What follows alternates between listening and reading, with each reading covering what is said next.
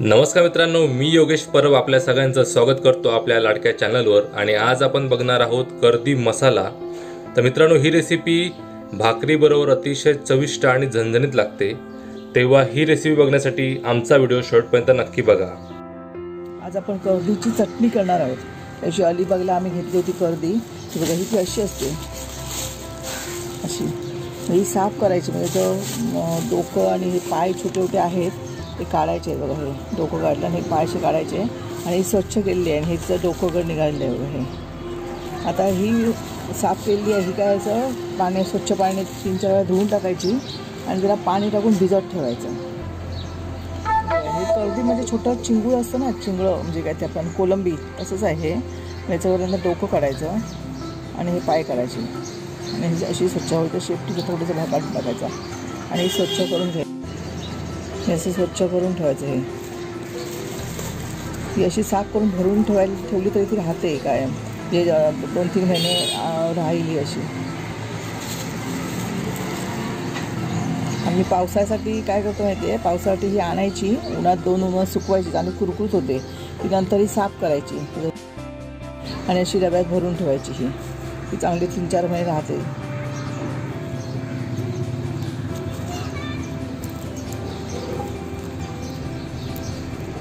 साफ केल्यानंतर अशी दिसते।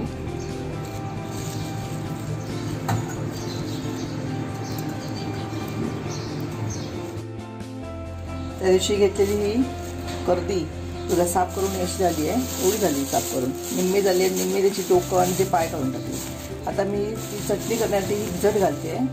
आपल्याला जेवढी माणसं आहे त्याप्रमाणे आपण काय हवी तेवढी आपण त्याची घ्यायची आणि 2-3 वेळा ही पाण्यात धुवून काढायची आणि नंतर मग ती शिजवायची। ते पुढची तुम्हाला खूप दाखवते। आता आम्ही 4 माणसं आहोत, मी एवढी घेतली आहे कर्दी, बाकीची ठेवून द्यायची अशी। आता मी एवढी कर्दी घेतली 4 माणसासाठी। आता 3 वेळा आम्ही धुवून मी भिजत टाकणार आहे पाण्यामध्ये आणि कांदा आणि टोमॅटो घालण्याची मी सुकं करणार आहे। कर्दीचं सुकं भाकरीवर खायला। तर मी आता हे धुवून घेते, धुवून घ्यायची।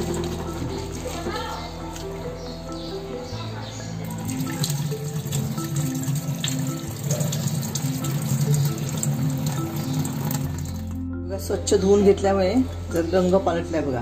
आता ती पाण्यामध्ये भिजत ठेवायची 2 तास तरी।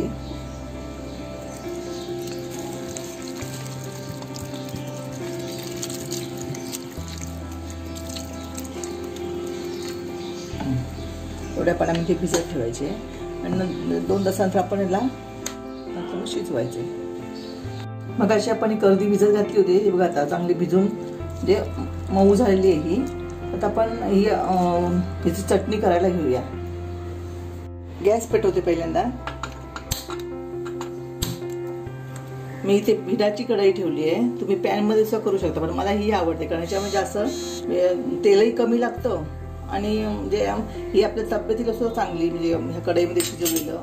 तर कढई तापली की आपण त्याच्यामध्ये हे मी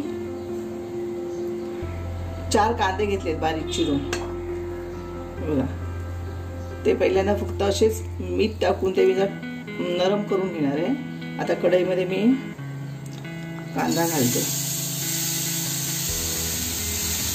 मी भिडाची कढई घेतली इथे आणि त्याच्यामध्ये हा कांदा घातलाय। आता काय करणार, कांदा चांगला आपला भाजून मऊ करायचा आहे, तर त्याचे थोडंसं मी मीठ टाकणार आहे। तेल नाही टाकणार आधी, पण मीठ टाकून मी हा चांगला कांदा परतून घेऊन चांगला गुलाबी रंगाचा होईपर्यंत भाजणार आहे।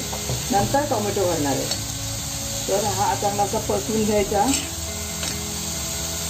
त्याला मीठही लागेल आणि त्यातलं पाणी सगळं लवकर निघून जाईल, तो कांदा गुलाबी होईल। तेल लवकर टाकणार नाही कारण तेल स्वतः आपल्या शरीराला जास्त तेल उपयोगाचं नाही आहे, त्यामुळे कमी तेलामध्ये मला हे करायचं आहे, चटणी करायची आहे। त्यामुळे मीठ टाकून हा चांगला कांदा मऊ करून घेणार आहे। मग लागून आला चांगलं 5 मिनिटं भाजल्यानंतर तो कांदा मऊ होईल आणि त्याला गुलाबी रंगसुद्धा येईल। हे बघा, आता कांद्याला पाणी सुटलंय बघा, दिसतंय खाली हे पाणी। हे पाणी सुकेपर्यंत चांगला आपण हा परतून घ्यायचा आहे। बघा, कांदा आपला तेल घातलेलं नाही जसं तरी सुद्धा चांगला गुलाबी रंगाचा भाजलेला आहे। आता मी याच्यामध्ये टोमॅटो घालणार आहे। हे 2 टोमॅटो मी बारीक चिरून घेतले। हे टोमॅटो याच्यामध्ये घालून ते सगळं असेच भाजून घेणार, की मऊ होईपर्यंत तेल घालणारच नाही आहे। हा कांदा आणि टोमॅटो एकदम मऊ व्हायला पाहिजे, तोपर्यंत तेल घालायचं नाही. गॅस कमी करून तो चांगला परतून घेऊन भाजायचा.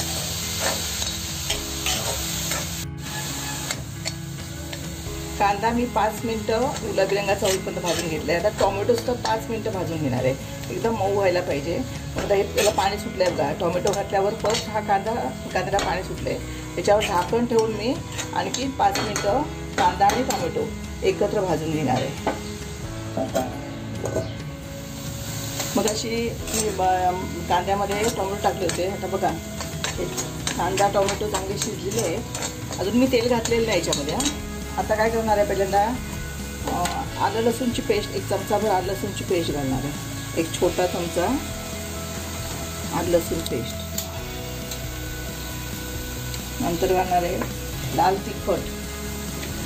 तुम्हाला जर तिखट जास्त हवं असेल, आलं लसूण परतून घेतलं आहे. आता मी जसं तिखट आपल्याला हवं आहे त्याप्रमाणे तिखट घालायचं आहे. मी हे चमचाभर नाही, थोडंसं कमीच तिखट घालणार आहे. तर आता हे चांगलं मिश्रण आपण घ्यायचं, हे पण लावून परतून घ्यायचं आहे टाकून मसाला टाकल्यानंतर.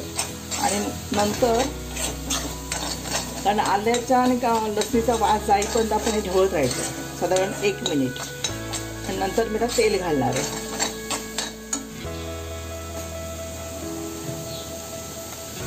जास्त तेल घालायचं नाही आपल्याला, 2च चमचे आपण तेल घालणार आहोत. आता परत ह्या तेलामध्ये चांगला हा टोमॅटो, कांदा, आलं लसूण आणखी मसाला चांगला परतून घ्यायचा. टोमॅटो चांगला शिजला आहे बघा. जेव्हा टोमॅटोचा कांदा फुटफुट दिसतोय, पण ठीक आहे, ते आपल्या चटणीबरोबर, कर्दीच्या चटणीबरोबर हा कांदा थोडासा खायला बरा वाटतो. आणि यातलं पाणी सगळं म्हणजे नाही, शिल्लक नाही याच्यामध्ये पाणी, सगळं संपलेलं आहे पाणी.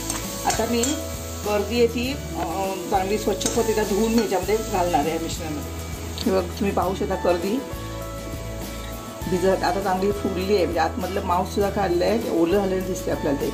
त्यामुळे हे गाळून घेते पाणी.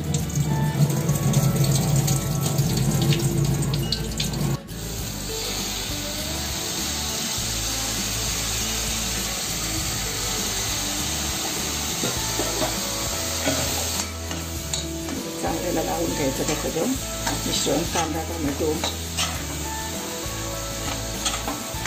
आणि नंतर ह्याच्यामध्ये चवीप्रमाणे मीठ घालायचं. आणि ही मी 4-5 कोकमं घातली आहेत. थोड्या वेळाने कोकमं आणि हे कोथिंबीर वरनं घालणार आहे. तर हे चांगलं झाकण ठेवून आता सगळं लागलं टोमॅटो कांदा ह्या कर्दीला की झाकण ठेवून आणखीन 5 मिनिटाला शिजून घेणार आहे. आता मी ह्याला संपूर्ण चांगलं परतून घेतलं आहे तेलामध्ये. आता याच्यावरती झाकण ठेवून 5 मिनिटं आपल्याला वाफवूया. गॅस एकदम कमी ठेवला आहे बघा. चांगला वाफ येईपर्यंत आपल्याला शिजून घ्यायचं आहे. गॅस कमी गॅसवरती, जास्त केलं तर करपेल ना कांदा आणि टोमॅटो, म्हणून कमी गॅस. झाकण हे वाफ देण्यासाठी ठेवलं होतं, तर काढून जरा ठेवूया. त्या कर्दीला चांगला हा मसाला सगळा लागला आहे बघा. आता मी पहिल्यात मगाशी थोडंसं कांद्यावर मीठ टाकलं होतं, नंतर मीठ टाकलं नव्हतं, पण आणखी अर्धा चमचा मीठ टाकणार आहे. पण बाकीच्या कर्दीला टोमॅटोला मीठला टाकलं नव्हतं त्यासाठी. नंतर होतं बघून आणखीन मीठ टाकायचं, चव बघून. त्यानंतर मी ही 5-6 कोकमं घेतली आहेत, ती घालणार याच्यामध्ये. त्याशिवाय मी याच्यावर मिरचीची पुढं टाकली होती कर्दीबरोबर, त्यामुळे थोडासा मी 1 छोटा चमचा गरम मसाला घालणार आहे. आणि चांगलं ठेवून परत आम्ही 5 मिनटं शिजवणार आहे. कारण कर्दी ती शिजायला हवी ना, त्याच्यावर टरफल आहेच ते. मी सगळं मिश्रण घातल्यानंतर मी हे 5 मिनटं परत असं झाकून ठेवणार आहे. गॅस मंदच ठेवणार आहे.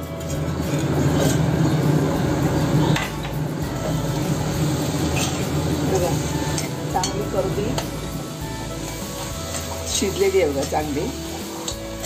आता आपण याच्यामध्ये कोथिंबीर घालायची.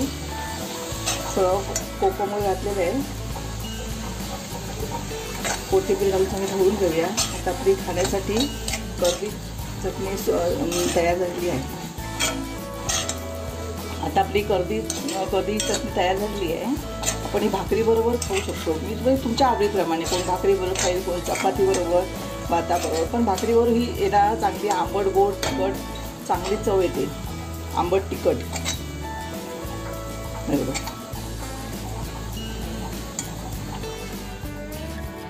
तर मित्रांनो, ही रेसिपी तुम्हाला आवडली असेल तर व्हिडिओला नक्की लाईक करा. हा व्हिडिओ तुमच्या मित्रपरिवाराबरोबर जास्तीत जास्त शेअर करा आणि चॅनलला नक्की सबस्क्राईब करा. चॅनलला सबस्क्राईब करणं हे विनामूल्य आहे, तेव्हा कृपया करून चॅनलला नक्की सबस्क्राईब करा. धन्यवाद.